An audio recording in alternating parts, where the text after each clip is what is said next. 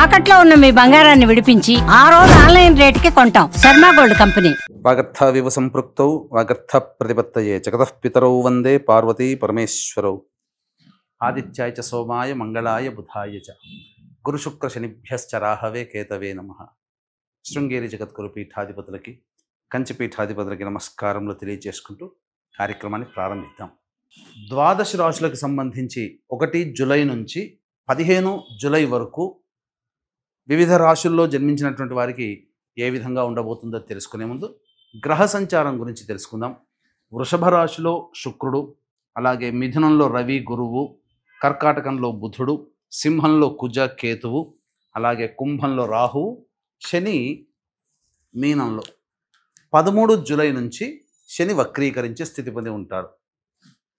అయితే ప్రధానంగా గమనించుకున్నట్లయితే చాలామంది ప్రేక్షకుల్లో ఉన్నటువంటి చాలా సందేహాలు, కొన్ని చెప్పినటువంటి విషయాల్లో కొన్ని మాకు ఫలితాలు సరిపోవట్లేవు అని అంటున్నారు. అంటే దీని అర్థము చాలామంది చూసుకునేటువంటిది ఈ సన్ జొడాయిక్ సైన్ ద్వారా చూసుకుంటున్నారు. అంటే ఈ ఉదాహరణకు చెప్తున్నాను, 23 జూలై నుంచి 22 ఆగస్టు మధ్యలో పుట్టినటువంటి వాళ్ళకి లియో సైన్ అని చెప్తారు. కాబట్టి సింహరాశి గురించి చెప్పేటప్పుడు ఆ 22 జూలై నుంచి 23 జూలై నుంచి 22 ఆగస్టు మధ్యలో పుట్టిన వాళ్ళు చూసుకుంటున్నారు. అది తప్పు. మీరు జన్మించినటువంటి జన్మ తేదీని అనుసరించి ఒక నక్షత్రము, ఆ నక్షత్రాన్ని అనుసరించి రాశి ఉంటుంది. ఆ రాశి ప్రకారమే మీరు చూసుకోవాలి. ఇది సరైనటువంటి విధానము. కొంతమంది నామ నక్షత్రం చూసుకుంటున్నారు. ఉదాహరణకి శ్రీనివాస్ అని చెప్పి అనుకున్నాం అనుకోండి, చాలామంది సి అనే అక్షరం ఈ శతభిష నక్షత్రంలో ఉంటుంది కాబట్టి కుంభరాశికి చూసుకుంటున్నారు, తులారాశికి చూసుకోవాలి. కృష్ణవేణి అన్నప్పుడు మిథున రాశి చూసుకుంటున్నారు, అది కూడా తులారాశి, అలా చూసుకోవాలి. కాబట్టి మనం అనేక విధాలుగా ఈ శాస్త్ర ప్రకారం మనకు ముందుకు వెళ్ళినట్లయితే తప్పకుండా ఆ ఫలితాలు అనేటువంటివి మనకు సరిపోతాయని చెప్పవచ్చు. ఇక ఆలస్యం చేయకుండా వివిధ రాశుల వారికి ఈ 1 జూలై నుంచి 15 జూలై వరకు ఏ విధంగా ఉండబోతుంది, ఆదాయ వ్యయాలు, ఖర్చులు, అలాగే పరిస్థితుల అనుకూలత, ఇవన్నీ కూడా క్లుప్తంగా మనం తెలియజేసుకునే ప్రయత్నం చేద్దాం. ద్వాదశ రాశులలో భాగంగా 8వది అయినటువంటి వృశ్చిక రాశిలో జన్మించినటువంటి వారికి జూలై 1వ తారీఖు నుంచి 15వ తారీఖు వరకు ఏ విధంగా ఉండబోతుందో తెలుసుకునే ప్రయత్నం చేద్దాం.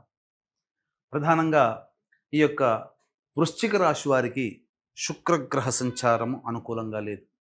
దాంపత్యుల మధ్య లేదా వ్యాపార భాగస్వాముల మధ్య పొరపచ్చాలు వచ్చే అవకాశం ఉంది. కాబట్టి సంయమనం పాటించండి.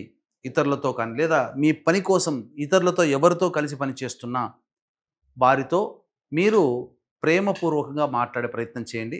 వివాదాలకి చాలా మటుకు దూరంగా ఉండే ప్రయత్నం చేయండి. అనవసరంగా తగాదాలు వస్తాయి. ముఖ్యంగా స్త్రీలతో మాట్లాడేటప్పుడు జాగ్రత్తలు పాటించండి. ఇక ప్రధానంగా రవి యొక్క సంచార ప్రభావము కూడా అనుకూలముగా లేదు.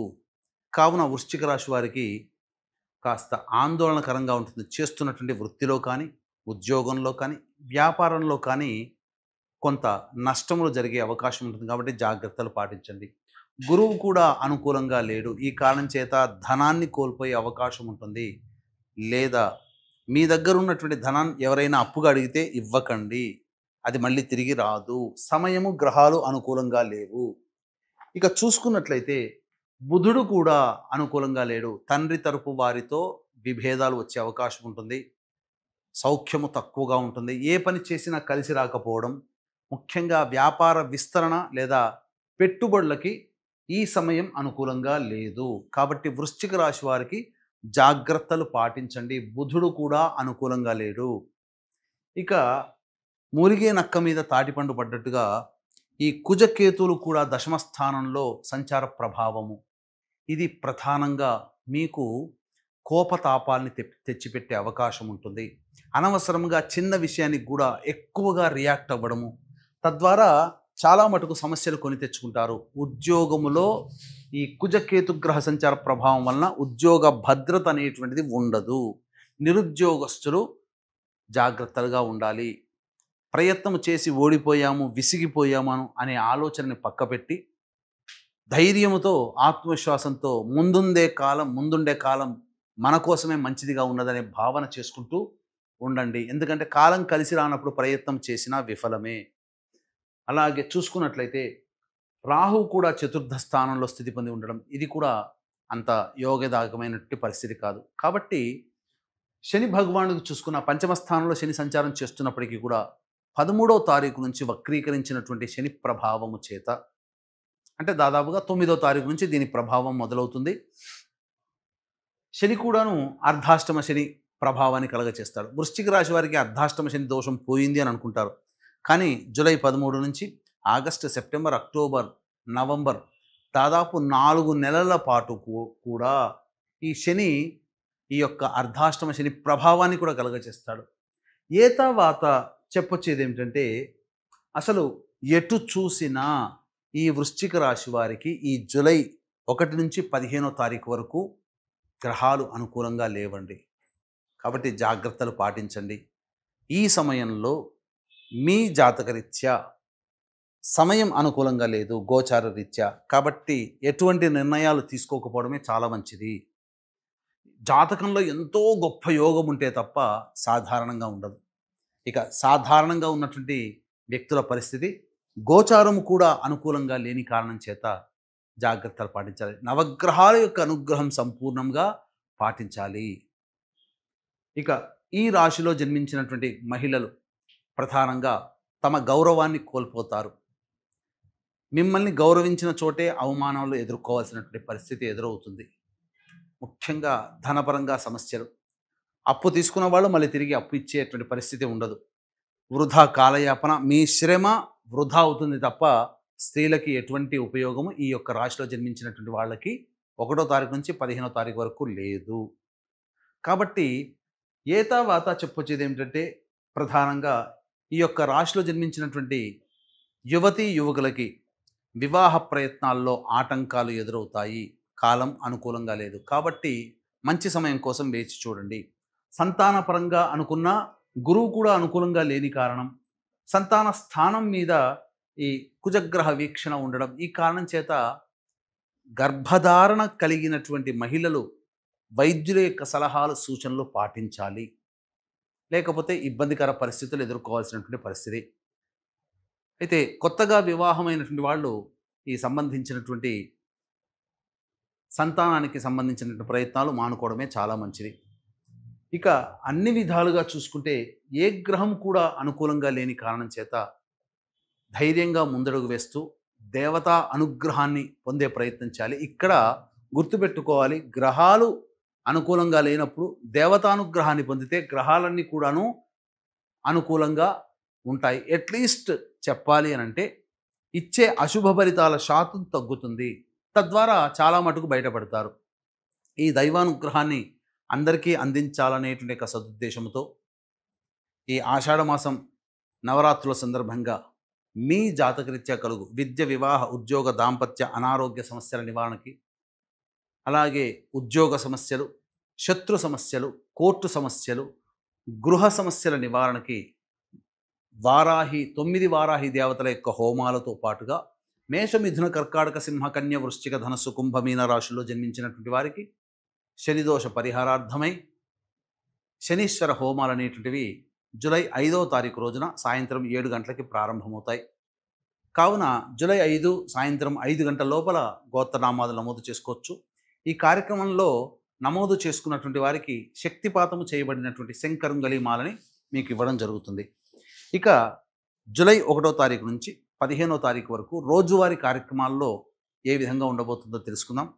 గ్రహ సంచారం అనుకూలంగా లేదు అని చెప్పాం, కానీ కొన్ని రోజుల్లో కొంత వెసులుబాటు, కొంత తగ్గుదల, ఇబ్బందులు తగ్గుదల అనేటువంటివి ఉంటాయి. అవి ఏంటో తెలుసుకుందాం. 1వ తారీఖు రోజున 2, 3 తారీఖుల్లో చేస్తున్నటువంటి వృత్తి, ఉద్యోగ, వ్యాపారాల్లో కాస్త ఉపశమనం లభిస్తుంది. ధనపరమైనటువంటి సమస్యలు తీరుతాయి. ధనాదాయం ఉంటుంది. సమస్యల్ని పరిష్కరించుకోగలుగుతారు. 4, 5, 6 తేదీలలో వృధా కాలయాపన, అనవసరమైనటువంటి ప్రయాణాలు, ప్రతి ప్రయత్నంలో ఆటంకాలు, నిద్ర పట్టకపోవడము, సరైనటువంటి సమయానికి భోజనం చేయలేకపోవడం, అలాగే పీడకలలు వస్తూ ఉండడము, ఖర్చులు అధికంగా ఉండడం అనేటువంటివి సాధారణంగా జరుగుతాయి. ఇది గుర్తుపెట్టుకోండి. 7, 8 తారీఖుల్లో పెండింగ్లో ఉన్నటువంటి పనులను పూర్తి చేసుకుంటారు. ముఖ్యంగా ఈ సంబంధించినటువంటి విందులు వినోదాల్లో పాల్గొంటారు. పాత మిత్రులను కలుసుకుంటారు. ధనపరమైన సమస్యలు తీర్చుకుంటారు. ఇక 9, 10, 11 తేదీల్లో కుటుంబ సభ్యులతో వాగ్వివాదాలు జరుగుతాయి. అనవసరమైనటువంటి ఖర్చులు పెడతారు. ఎలక్ట్రిక్ వస్తువుల్ని కోల్పోవడం, విలువైనటువంటి బంగారు ఆభరణాలు లాంటివి కోల్పోవడం అనేటువంటి జరుగుతుంది. కాబట్టి జాగ్రత్తలు పాటించండి. ఇంట్లో చోరీకి గురయ్యే అవకాశాలు ఎక్కువగా ఉంటాయి. 12, 13 తేదీల్లో సోదర సోదరిమణుల యొక్క సహాయ సహకారాలతో మీ పనులన్నీ కూడా పూర్తి చేసుకుంటారు. అలాగే రావాల్సినటువంటి రాని బాకీలు కొంత వసూలవుతాయి. ధనాదాయం చాలా చక్కగా ఉంటుందని చెప్పవచ్చు. ఇక 14, 15 తేదీల్లో వాహనాన్ని నడిపేటప్పుడు జాగ్రత్తలు పాటించాలి. మీ ఆరోగ్యం పట్ల శ్రద్ధ వహించాలి. తల్లిగారి ఆరోగ్యం పట్ల కూడా శ్రద్ధ వహించాలి. అలాగే గృహోపకరణాలకి, వాహన మరమ్మతులకి ఎక్కువగా ఖర్చులు చేయాల్సినటువంటి పరిస్థితి వస్తుంది. ఏతావాత చెప్పొచ్చేది ఏమిటంటే 4, 5, 6, 14, 15 తేదీల్లో మీరు ఖర్చుల్ని అదుపులో పెట్టుకోండి. మిగతా అన్ని విషయాల్లో సాధారణంగా ఉంటాయని చెప్పవచ్చు. ఇంతకుముందు చెప్పుకున్నట్టుగా 9 గ్రహాలు అనుకూలంగా లేని కారణం చేత ప్రతిరోజు శివాలయంలోని నవగ్రహాల చుట్టూ శివాయ నమః అంటూ 27 ప్రదక్షిణలు చేసి ఆ ఈశ్వరుడికి గంధాన్ని లేపనంగా పెట్టండి. మీ సమస్య చాలా మటుకు తగ్గుముఖం పడుతుంది. ఇప్పుడు చెప్పినటువంటి సమస్యల కంటే ఇంకా ఎక్కువగా సమస్యలతో మీరు సతమతమవుతున్నట్లయితే దగ్గరలోని మంచి ఉపాసనా పరులైనటువంటి జ్యోతిష్యులను సంప్రదించి వారి సలహాలు సూచనలు పాటించండి. మరింత మెరుగైన జీవితాన్ని పొందుతారని తెలియజేస్తూ సర్వం శ్రీ ఉమామహేశ్వర పరబ్రహ్మార్పణమస్తు.